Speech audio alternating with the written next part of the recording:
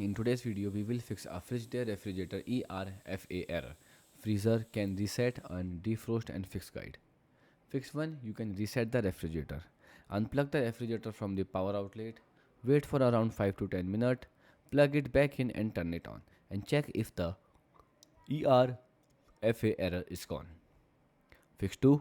You can check for the ice build up in freezer. So firstly, open the freezer door.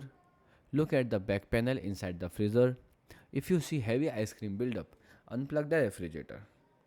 And in step 4, you can leave the freezer door open for 8 to 12 hours to fully defrost and plug it back in after all ice melt. The fix 3, you can check the freezer fan motor.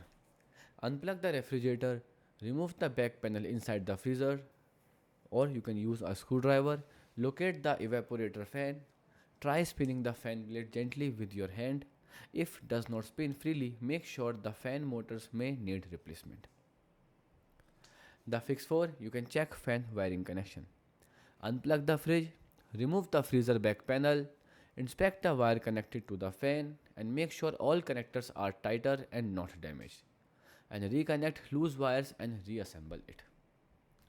Goodbye.